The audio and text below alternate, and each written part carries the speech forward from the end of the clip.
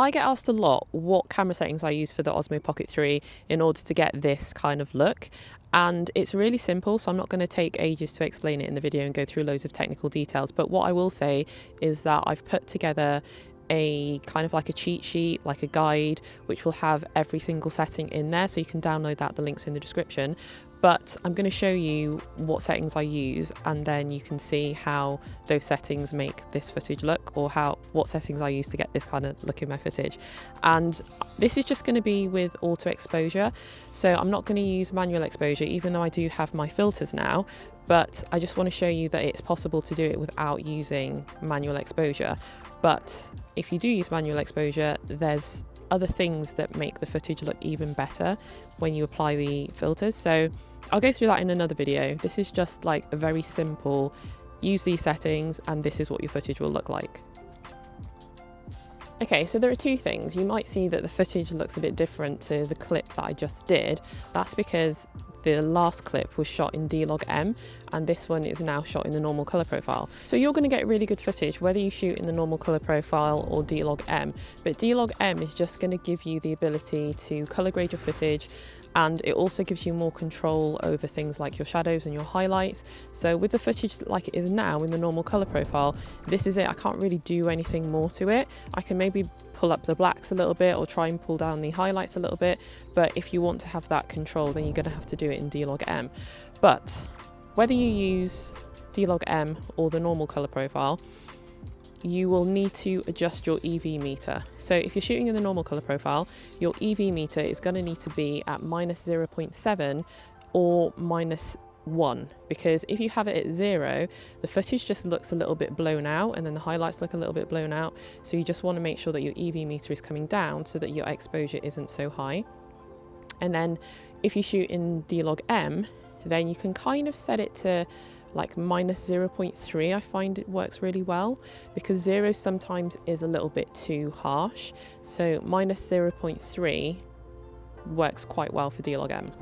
And so what I mean about the footage looking harsh when you shoot in D-Log-M is that the highlights are sometimes not recoverable. So it's best to just shoot at -0.3, potentially -0.7 EV, but I find that -0.3 does the job. But yeah, you just don't want your highlights to be really blown out, and that can happen when you shoot in D-Log-M. So the next settings really apply whether you shoot in normal or D-Log-M. And what you want to be doing is making sure that, I'm just putting my gloves back on because it's really cold. What you want to make sure that you're doing is setting your white balance so it's manual, because you don't want to have it's like the temperature and the tone in your scene fluctuating.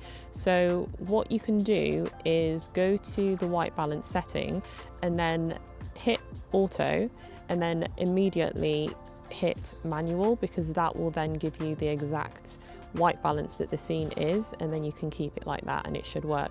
Otherwise you can just set it to around 57, between 55 and 57 Kelvin. I usually have mine at 5500 Kelvin, and that tends to work definitely on an overcast day. When it's a little bit brighter, then you can just do the little hack where you put it in auto and then flip it to manual, and that's just going to be the best way for you to get the most accurate white balance.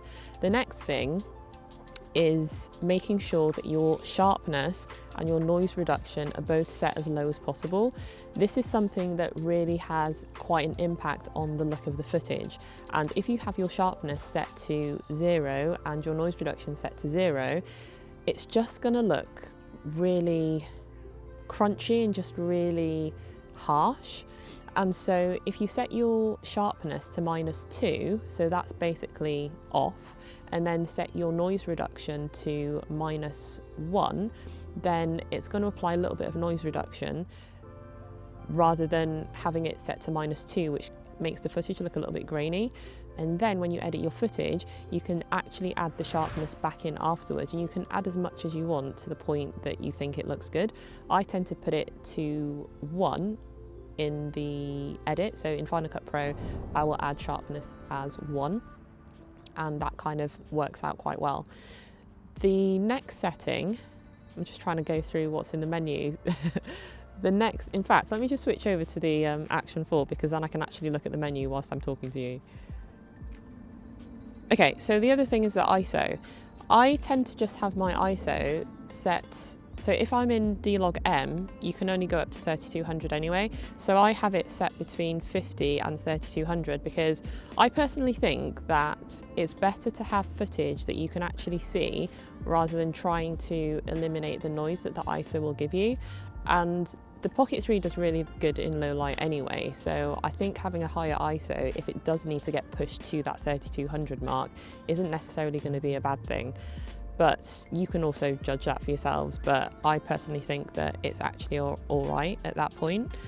And then if you're shooting in the normal colour profile, I think it goes up to 6400 or 12,800. Let me just double check. So in normal, it goes to 6400. And again, in the normal colour profile, I just have that to 50 to 6400. But I actually think that filming in the low light video mode works really well with the Pocket 3, and it also really works when you shoot in D-Log M. I've tried it. D-Log M actually comes out quite nicely when you shoot in low light, which is counterintuitive because usually shooting in a log profile at night doesn't necessarily work because you get a lot of noise in the shadows, but I actually think it looks quite good.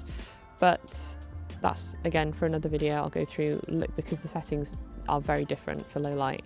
But yeah, ISO, just have it set to the 50 to whatever the highest is that you can go for whether you're shooting in the normal or the D-Log M colour profiles. And then glamour effects, I tend to have that off because I just don't think it really adds anything. And the focus mode, I have that set to continuous so that I'm constantly making sure that I'm in focus and not anything else. And the continuous focus actually works really well, but that's not necessarily to do with the look of the footage, that's just something to be aware of. And then the other thing is shooting in 4K and 25 FPS. If you're in the States or wherever else uses 60 Hertz in terms of like the electricity, then 30 FPS is usually what you would use. But then also, if you want to have your footage look less realistic, like a soap opera, and more cinematic and film-like, then you'd shoot in 24 FPS. I shoot in 25 FPS because it's close enough, and also I'm in Europe, so it means that my lights won't flicker so much if I'm shooting in 25 FPS. But the shutter speed does also play a part in that, which is why the filters come in, and that's a whole different video which I'll talk about in another video. And there's one more thing that I also need to tell you as well when shooting in D-Log M.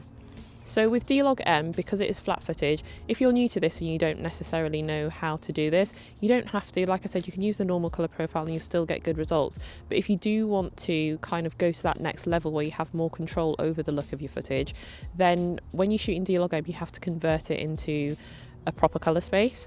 And so you can use LUTs for that, or you can just do it freehand. And I'm going to go through in another video how to do that.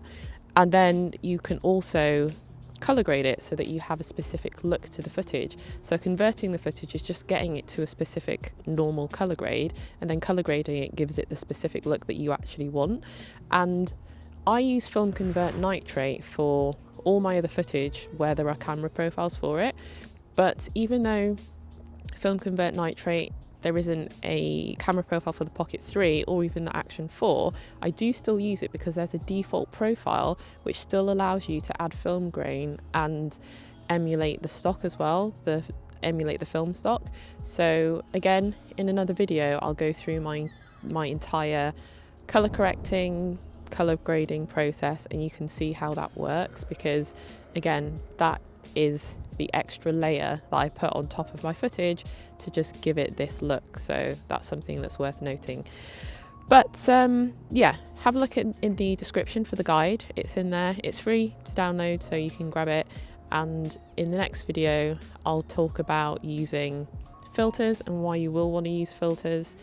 And yeah, there's just many more Pocket 3 videos to come. I've been quite busy lately, but I'm back to it and I've been loving using this camera, so yeah, there's a lot more to come. And if you've seen my Pocket 2 videos, you'll know that there are a lot of those, so it's going to be no different for the Pocket 3. Anyway, catch you later.